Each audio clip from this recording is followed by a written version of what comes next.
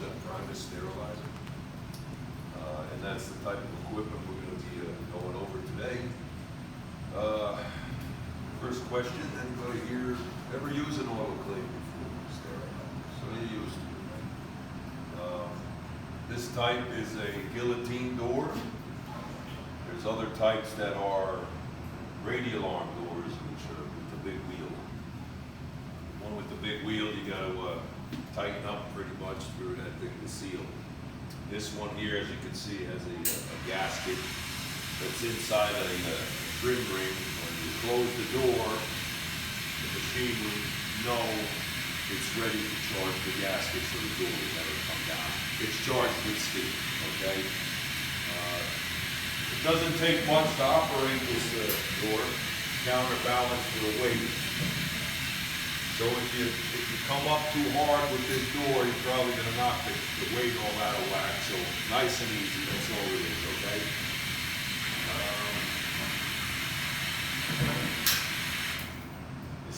You seen the thing click, door closed, light came on. I'm ready to start my cycle because it does say ready. Right now, I don't want to try to start it because I want to show you what's going on with the interior part of the machine. We have our racks, which come out halfway, okay?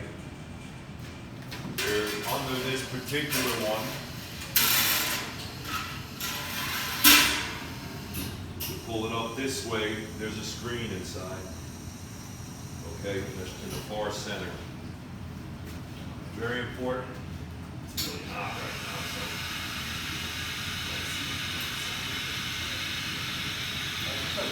Okay. It's usually best to clean it in the morning if the machine's cold. Okay. Everything goes through the screen, temperatures and pressures. If it's dirty, your product's going to suffer. Okay? Usually I'll take it out, I'll run it under some water to make sure it's clean. I mean, you know, most of the time I have issues with these strainers are in animal facilities when there's a lot of bedding, stuff like that. Lab's not too much, okay? But it is a good idea to check that strainer, okay?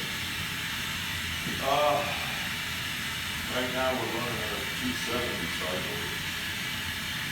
You don't need that, they're making that kind of noise. This one up here comes up to here also. If you don't want to use it, you just simply lift up, pull it out of the way. Now you have room for bigger product. Okay? I don't recommend you take the one on the bottom out because if we sit anything on the chamber itself, it's going to be hotter. It'll melt. Autoclavable preferred product goes in here. Especially your trays. If you do any liquids, trays, because what we're trying to prevent is any spillover from going down the drain. Okay? Very important. Next thing, let's go over this machine. Just want to show you the printer paper assembly here. You can see in the back here, it even gives you a little diagram. Paper goes up to the top. What I normally do is, once this thing is out of paper, it senses it. You see it starts flashing. Okay. Will that prevent it much? No, not this one. There are some I know that do that. But always when you install the paper, be a new roll, I try to just put a little point on it, helps feed it through a little better. Again, we're going to figure out if we need printed paper here or not. If nobody needs it, we can shut this system off. You won't need it. The only thing it's good for, it's actually better for, look for this little space in there. And then you hit the feed button. Try to coax it through straight. Going through your printer ribbon there. Okay. Printer ribbon simply just gets pulled out. You'll know, you know, I try to do it every paper change because my boss likes to make money on that stuff. But if it's printed fine, don't worry about the ribbon. This is when it's not printed. Okay? Just simply slide it back. Okay? Safety number one with these machines, okay? When at the end of the cycle you're done, naturally you don't want to stand on top of it and open the door because you're going to get a face full of steam. Vent should be working fine, it should capture anything, but always, I should have said this the last class, I kind of got ahead of myself. Just crack the door first and see what's going on, because pulling it down, so you might get something. You'll see right away what's happening. Especially after a liquid, you're going to get a little residual coming out of it. Okay? Selecting cycles, simply press onto your numbers. Okay? When the light changes, the cycle changes. Okay? So, what are you saying? I don't know. What do you want? Tell me. Oh, it's all gravity cycles. Aren't they all gravity cycles? No, we have many different cycles. There's a vacuum, there's a gravity. What's the difference between a vacuum and gravity? I would think you could have both at the same time. I don't know. Because you're dry, right? Because you're dry with a gravity, right? Vacuum, I don't think you want to do liquids in a vacuum. No, absolutely not. So vacuum could be solid. Right, it would be something wrapped. All right. More of a wrapped product, a garbage bag, pipette tips, right? They're enclosed. So you're trying, what it's trying to do with a vacuum is you're trying to get the air out of the enclosure. So what a vacuum does, and we'll go through it, and the gravity is basically you could do that, but what a vacuum does is a pre-valve. Okay, so when I show you right now, and this is how you also program your cycles, okay? I selected one because it's vacuum. The only cycle I can change right now is number one.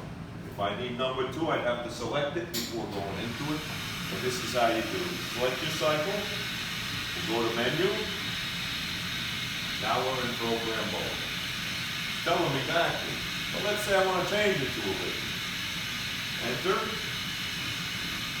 toggle off, and there's my liquid. Okay, but I want to stay with the vacuum right now, just showing you this. So we're selecting a cycle.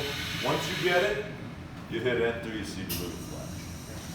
Now we go to the next, sterilize time. Okay, same thing. We don't want 10 minutes, we want 14 minutes. Let's see. Little light comes on. Let's see what it does when we hit the arrow. Yeah, it went to 15, I want 14. You knock this light out, 30-second increments. All right, then enter again. All right, go to the next stage, temperature. 251. Let's make it 252.5. Again, it's always enter. Light comes on. How do I get to 0.5? I gotta knock the light out. Tenths. Boom. Enter. Okay? And don't be scared of this. If you make a mistake or anything, advance and get out. But just try to remember what you changed because it might screw the last guy up. You're not probably going to have to do a lot of changing. You're going to have, your labs have your set cycles. That's the way it's going to stay. The last class, I suggested there's a cheat sheet. Cycle 1 is this, cycle 2 is that, cycle 3 is this, and that's what you go by. Nobody's going to make a mistake. Number 4 is a liquid. Let me go 4, liquid 60. You know what I mean? It'll show it in the screen. It'll tell you 60. So it's really not that difficult, but you know, the problem here is when people go in and start changing things too much. You know, I mean, again, there is a code we can implement here where nobody can change anything, only the lab supervisor. The supervisor's going to be able to do it, so we can do that too. Anyway, now we're at the dry time, right? 10 minutes, let's go and see what happens when we change this. It goes up in 10-minute increments. So anytime you want to go singles or tenths, you got to knock the light out. Now you go in singles, okay? Go to 15, we got enter, next. Purge time with a vacuum. Purge is what happens in the beginning. What we're trying to do is preheat the chamber a little bit, the product, and we're trying to force air out of the chamber. Because right now there's a bunch of air in there. Air is no good for sterilization because it gives me false readings. It keeps the probe cold, which is in that drain.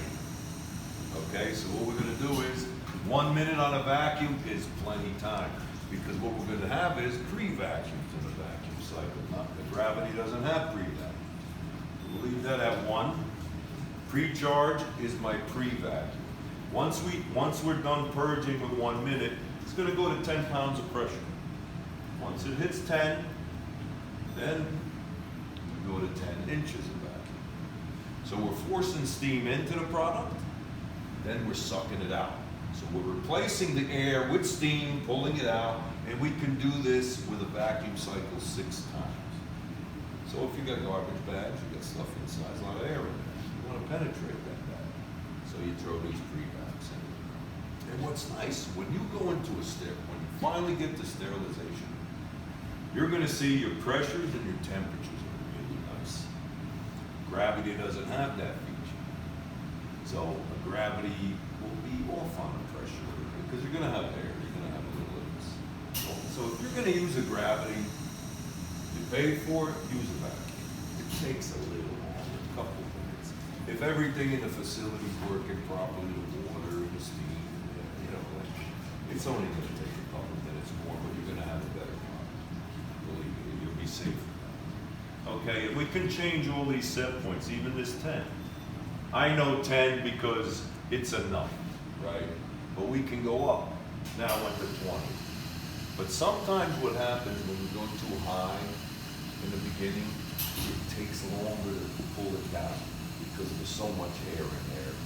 And I figured add 1 or 2 rather than add the increase, the inches of vacuum, because it's going to save you time in the long run. If there's no time limit, you know, it's fine. But some places are real busy. They're not waiting for that machine to get run. So you want to try to be as efficient as possible. So we'll stay at 10, and then it's always entered. Pre-vac time, that's what happens after its last pulse vac. It'll stay there for 1 minute. So your last one's probably going to go to about 30 inches, from 10 to about 30, because it's going to hold it for about a minute. It'll keep holding down. That's why I said don't worry about going too high with the inches. You're going to get it anyway later on while you're setting it up for a minute, 2 minutes. And that's changeable. I can change that as long as I want. Next is your ramps. Don't worry about these numbers here. Just keep scrolling. Right, now this says dry vac point. It's set at 0. That's what happens at the end of the sterilization. Once it goes into exhaust, once it hits 0, now we turn over to dry time. I could make this inches of vacuum too, you know. Let's see what it does. See, right away 29, you know. But I don't want that. I want this to start timing. Because sometimes things happen in a building. What if you got debris in that screen and you don't know? At least at 0, it's still timing. It's starting to happen. If you have 10, 20 inches, you might fail. Because you'll come back and you'll be like, man, we never hit 10, we only got to 9. You know what I mean? If it's very important, then you put those numbers in. But if it's important, remember, check the machine if it's important, right? So that's where we are with this stuff. And number of pre-vacs, it's only 2, right? So it's going to put in 10 pounds of pressure, 10 inches. 10 pounds, 10 inches. Then after the last 10 inch, it's going to go into that 1 minute hold time and keep pulling down. But that's your number of pre-vacs. I think, huh? Yeah, because there we go. We're right here, same thing, right? You're changing them here. How many you want? Up to 6. Usually 2. If it's very important and you want to kill something like, I don't know if you have BSL2, BSL3, garbage bags with that stuff, that's when you're going to put more pre-vacs. That's when you're going to increase your temperature from 250s to 270s because you want to kill it, right? If you go to 270 from 250, instead of 15, 16 pounds of pressure, you're looking at 28 to 30. Doubles almost. The pressure's what kills it. It's not the temperature, it's the pressure. If you don't have pressure, you don't have temperature. You know. One other thing, before you open these doors, this machine may say ready. Everything's ready to go. Just try to keep that 0 in mind before you open the door too much. You know what I mean? Because there could be a pound in there. There could be a little something in there. So again, that's what I said in the beginning, just crack it. Usually with a vacuum and dry, you won't have it. It's not. With your liquid cycle, you're going to have something. Anytime you're in here, you made a mistake. Uh-oh, I don't want to be in 1.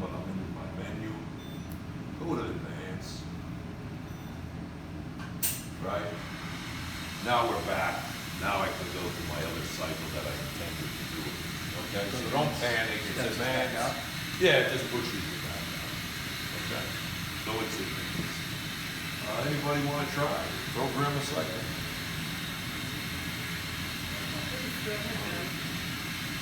Please step forward. Everybody has to step back. The last one. Didn't they read? Hold it. Let her light up. And now it's a gravity. Right? Now you go into your sterilize. Now if you want to change gravity, right. There you go. Right. Sterilize time. Hit the enter. See what you do. See, it's going in fives. You know what I mean?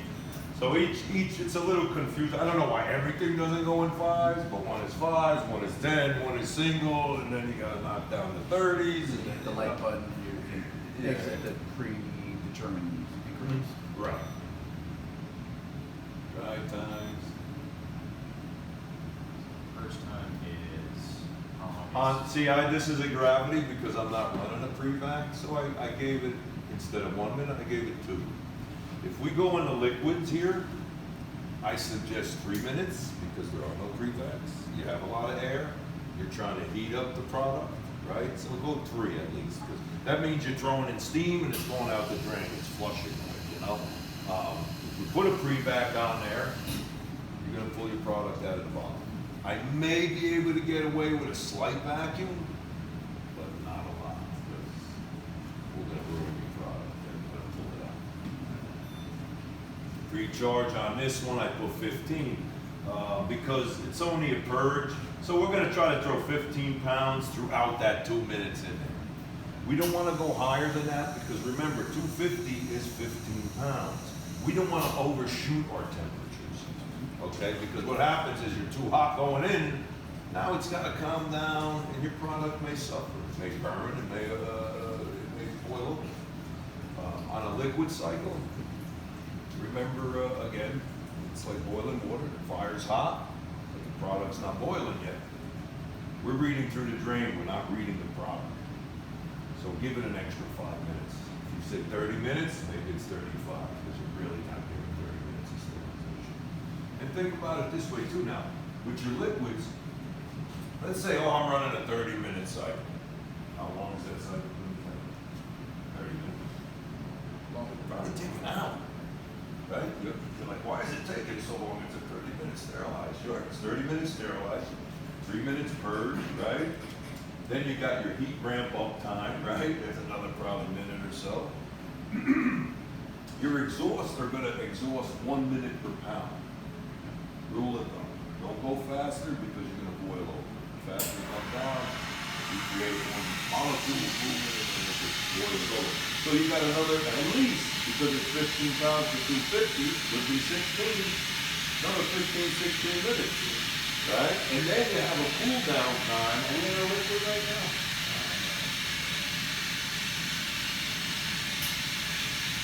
Right, let's go through that. Okay, liquid type. So we got our time. Temperature, I suggest don't only just go 250, go 250.5 to 251. Only because if you go 250 with the sterilization, you could drop out easy. 110, you're out. You know? So go a little higher. These machines, I tell you, they're really good, they hold. They're working right, they're not shooting too far over. They're gonna hold your temperature pretty good. And the pressures are really low. We got a cool down time. After we go through that exhaust phase, it's going to go into a cool down, which means it's going to kind of sit stagnant for about 5 minutes right now, but I suggest 10.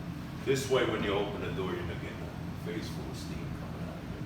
Plus, it gives your pickup product a chance to Cool down a little bit. Can't cool down to relax, let's say. A couple weeks ago, I went to a place, lady pulled her stuff out. It was so hot, it was an older machine, doesn't have that option. One of them exploded all over her face. She was scarring and stuff like that. But the machine worked okay. You know, what it was is, the older machines used to throw steam right out of the back. better product. At the back, the steam dumping is like that. This one here kinda, you know, goes around here, it's coming through, and comes around. The old style just came out of one spot, you know. So, it didn't have a cool down time, didn't have any of that stuff. So, you know, even that little bit of shake, it made that thing blew up on it, you know. So me, personally, I like 10 minutes. I use it, I put 5, see it went to 15, it went up in 10-minute increments, so just knock this out. Come back to your number 10. Try this. Now here's my 3-minute purge on this one. Pre-charge again, 15, because I want to throw a lot of steam. No vacs, set the points in here.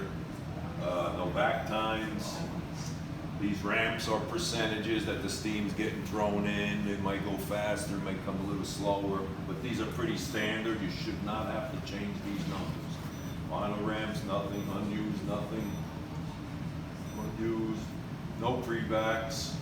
Okay, here we go. This is slow and exhaust. This number here, when this gauge gets down to 1 pound of pressure, we turn into our cool down time. I don't put it at 0 because it's very difficult for a slow exhaust to be at 0, especially because your product is still making steam and things. So I put it at 1. Actually, it's at 1.1. Knock it to 1. Enter. Slow exhaust per minute. Here's your 1 pound. Now that's all changing, you know. 2 pounds, 3 pounds, 1.5, 1.10, whatever. But I suggest 1. All right, that's the rule of thumb. So that means 15 pounds, 15 minutes it's going to take to exhaust. Okay, and then we're done. And you go to advanced. And you notice while we're through that stage, the machine is not working. Everything is off. But it still says ready. Let me see if I got a 270 cycle here. I'm going to show you what happens. All right, say I want to start it. Door light comes on. Door light is not on, switch is broken, something's jamming the door. You're not starting this machine. Okay? Let me try something here. Just want to try to knock that ready light out and see if we can do that.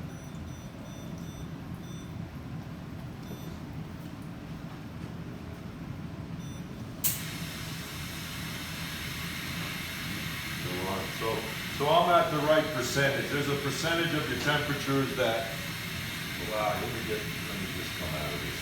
Let's show you something.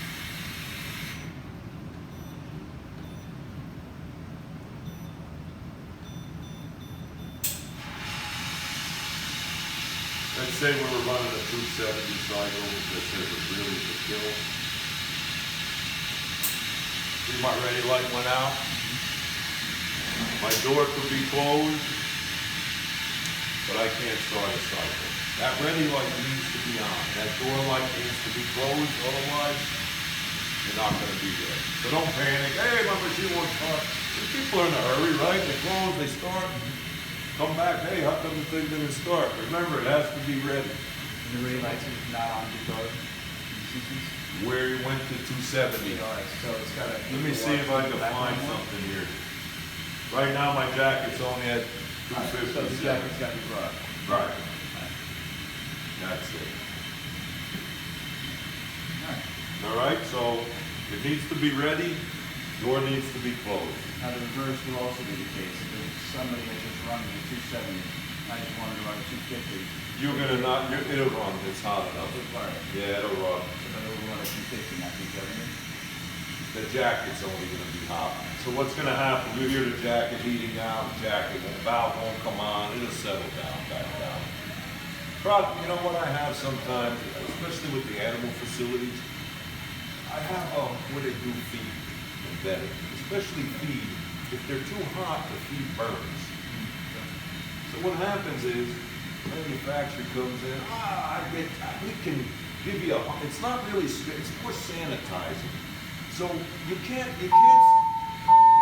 sterilize without 15 pounds of pressure. That's the way it is. It's 250. That's 121. So If you don't run that cycle first at 100 Celsius, your jacket is hot, like you just said, oh, can I start it because I went to a lower cycle? The machine will never start because that machine, 100 Celsius, that's like 2 pounds of pressure. It's not much, you know what I mean? So that's what you'd have to watch out for if you have that type of incident, you know, going on with your facility. But otherwise, with this stuff, you're okay. You're okay. But I have saw, you know, where let's say the jacket valve failed, went to 280 degrees around the chamber. Now it affected the probe that's in the drag line, right? And all of a sudden I'm sterilizing, you know, and I'm watching, I'm like, this thing's been sterilized, but I only got 12, 13 pounds of pressure. Because the heat radiated off to the probe and it made it hotter than it. So you gotta kind of watch a little bit. Things happen, but if you got service technician, you know, in here, he's gonna see it, he should be able to take it like that. You know, that's why it's good that there's contracts every 3 months, people forget what maintenance is and stuff like that. But you got a year warranty with this stuff. I'm gonna put my company's number up here. You can call us, ask any questions, all right? We got a program, I'm stuck here, I'm doing this, what should I do? We got time for you. Otherwise, I'm gonna go to the owners of the equipment. They're gonna have to call Primus for warranty and get somebody in there. You can call us anytime, ask us. Okay? And the ones on the other floor is the smallest, the same as this. Same exact thing, just small. That's all. Printer paper, controls, everything. Which thing is, the gauge is up there, that's your steam. You're failing, low temperature, look at your gauge first before you call us, because it's probably the building had a problem, not the machine. You know, it's nice to, you know, because probably if that happens, all your machines gonna be down. So usually all of them down at once, nah. Not really. All right, any questions? Anybody want to get their hands in here and do something with this? We're all good? I have a question.